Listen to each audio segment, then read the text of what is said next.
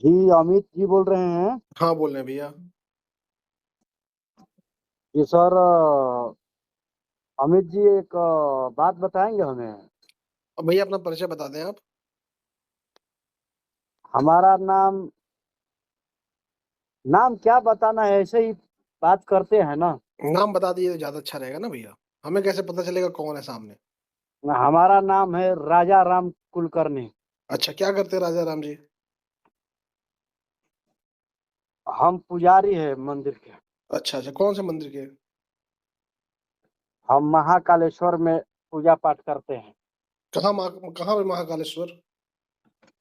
महाकालेश्वर आपको मालूम नहीं है कहाँ है? आपको पूरा एड्रेस मैं ही बताऊं? बता दीजिए कहाँ पे कौन से नहीं महाकालेश्वर। मालूम है? आप गूगल मैप कर लीजिए, आप तो पढ़े लिखे हैं, विद्वान है ना। बता दीजिए मेरे भैया, बता दीजिए। आइएगा कभी मध्य प्रदेश में, आपको दिखा देंगे। उज्जैन। हाँ, उज्जैन। चलिए ठीक है। तो उज्जैन बताने में शर्म आ रही थी आपको। आप इतना पूछ रहे हैं तो ये क्या हम कहें? बताइए, आपको जहाँ पे आप काम करते हैं वो उस पवित्र स्थान के नाम लेने में शर्म आ रही है।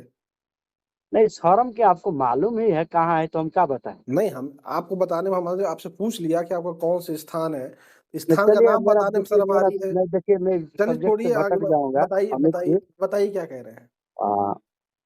वीडियो यूट्यूब पे मत डालिएगा। वो तो बाद में तय करेंगे हम। अच्छा, ये आप ये ब्राह्मणों के पीछे क्यों हाथ धो के पड़े हुए हैं? ब्राह्मणों के हाँ।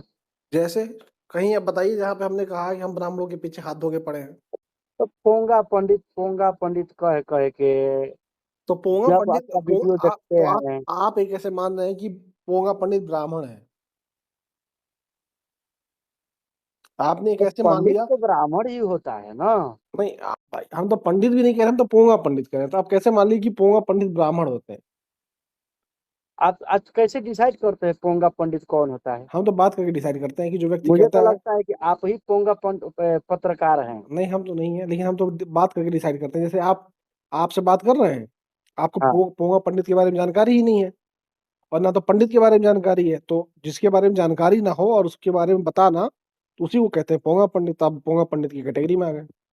नहीं, आप लोग क्या करना चाहते हैं, मुझे समझ में नहीं आ रहा है। आप यूट्यूब का आप जमीनी खबर बना लिए हैं और नहीं, खबर खाली वही चलता है। हम साबित कुछ नहीं करना चाहते। हम सिर्फ दिखाते हैं सच को सच, झूठ को झूठ। साबित तो जनता करती है। आप लोग समझते हैं, हम जज थोड़ी ना कि जो हम साबित कर देंगे या हम फैसला सुना देंगे। हम पत्रकार हैं, मेरा काम है सच को सच, झूठ को झूठ दिखाना। बाकी जनता फैसला करे, आप फैसला कीजिए। अगर हमने नहीं, कुछ गलत दिखाया तो आप हमें बताइए कि अमित जी नहीं, आपने आप गलत लोग दिखाया ना है। संविधान ने आजादी कुछ ज्यादा ही दे दिया है। नहीं, अच्छी बात है, जो संविधान की आजादी होनी चाहिए सच दिखाने की। तो ज्यादा दिन नहीं लगेगा। हाँ हाँ और बीजेपी फिर आने वाली है। अब मनुस्मृति लागू करेंगे, शंकराचार्य जी वही बोले हैं, आपको मालूम है ना। हाँ हाँ।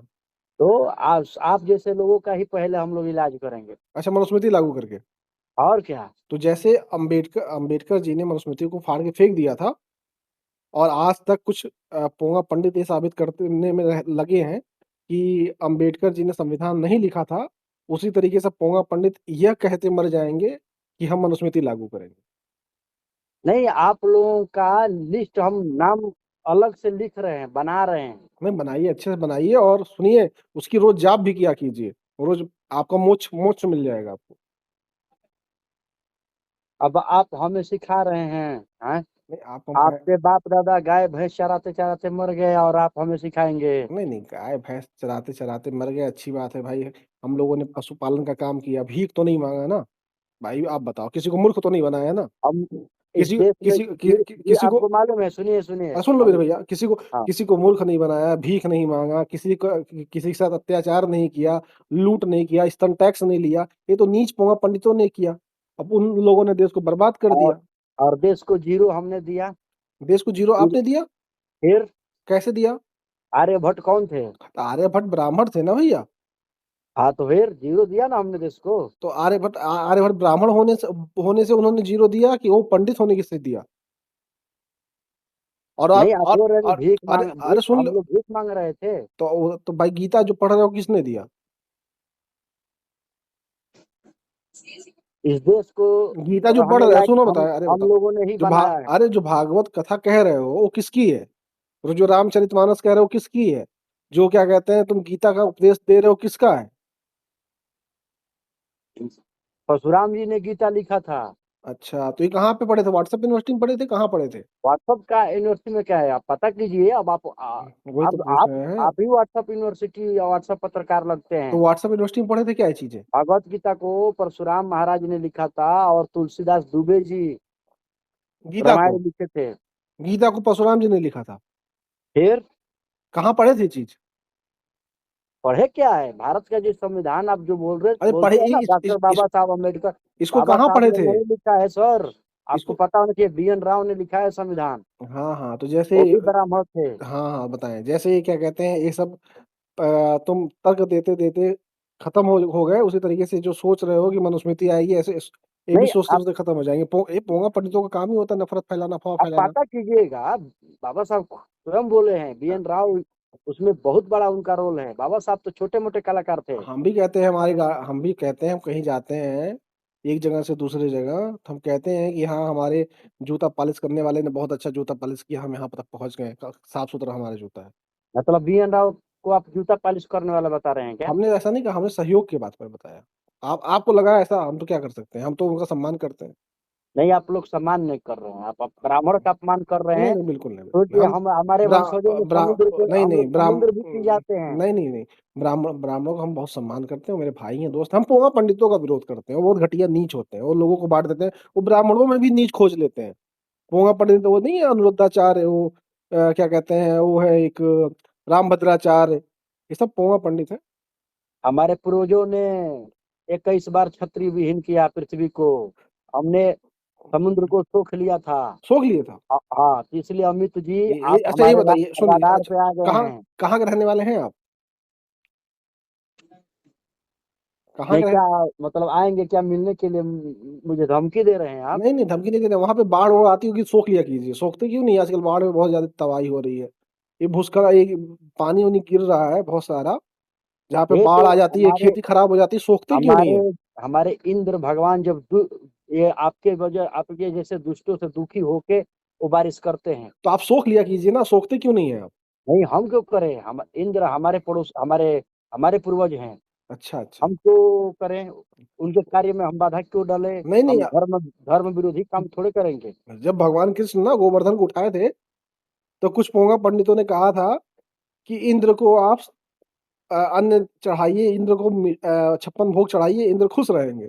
उन्हीं पोंगा पंडितों की वजह से उन पोंगा पंडितों को कृष्ण भगवान ने भगा दिया था, और गोवर्धन प्राकृतिक को उन्होंने सब कुछ अर्पण किया था, और प्राकृतिक को ही कहा था यही भगवान है, सब कुछ प्राकृतिक है, गोवर्धन ही हमको चारा देता है, गोवर्धन ही गाय हमारी गायों को चारा देता है, जड़ी बूटियां देता है, छाया देता है। तो कृष्ण कृष्ण का तो आपसे क्या लेना देना है? तो कृष्ण कृष्ण तो बता, हमारे अरे हैं आप। इसीलिए बता रहे हैं ना, कृष्ण ने हाँ, ही पोंगा पंडितों को सबसे पहले भगाया था, पोंगा पंडितों को पहचाना था, जो कह रहे ये थे, जो इंद्र की दलाली कर रहे थे। पहले आप पढ़िए, कृष्ण और इंद्र एकदम सगे दोस्त थे, भाई से हाँ जो रहते थे। पढ़िए पढ़िए आपको इंद्र। पढ़ने की जरूरत है। हाँ इंद्र कौन अच्छा ये बताओ, इंद्र कौन होता है? अरे, इंद्र और कृष्ण मित्र थे, एक ही गांव के दोनों लोग रहने वाले थे। अच्छा कितने पढ़े लिखे हो आप? जाइए आप मथुरा में, कितने पढ़े लिखे हो? सारे वेद ग्रंथ सब पढ़ के बैठा हूँ मैं। अच्छा वही तो कह रहे हैं, कितने पढ़े लिखे हो आप? मतलब कौन, मैंने आपका कहने का मतलब कौन सा पढ़ाई मैं किस क्या? किस क्लास तक पढ़े हो?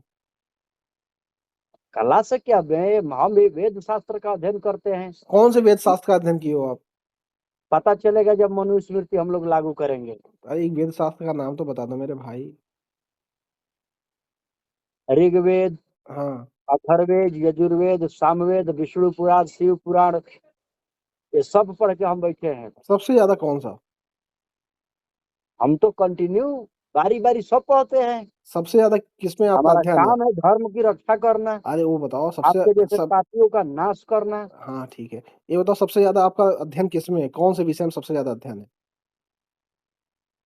आपको किस विषय में अध्ययन है, आपको किस विषय में चाहिए डिबेट करें, आप कर सकते हैं, कोई हमको नहीं, दिक्कत हम नहीं। आपसे आपसे जानना चाह रहे हैं, आप कौन से वेद में सबसे ज्यादा आपका अध्ययन है, जिसमें आप बहुत अच्छे हैं, कौन से वेद? हम रामायण में सबसे अच्छे हैं, रामायण कथा भी हम बढ़िया कहते हैं। रामायण कथा? जी। रामायण कथा जो ये रामचरितमानस की बात कर रहे हैं कि वो रामायण की बात कर रहे हैं? रामचरितमानस। रामचरितमानस की बात कर रहे हैं। जी। रामचरितमानस में कुल कितने दोहे हैं? अभी आज के फिलहाल लगभग 3000 के आसपास है। आपको बताएं, आप हैं पोंगा पंडित और बहुत ही घटिया किस्म के आदमी है, आपको कुछ पता होता है नहीं। एक काम कीजिए, आप जाइए किसी पागल खाने में नजदीकी और वहाँ जी। इलाज कराइए, और इलाज कराने के बाद फिर फोन कीजिएगा। बकलोल, रखो फोन तुरंत।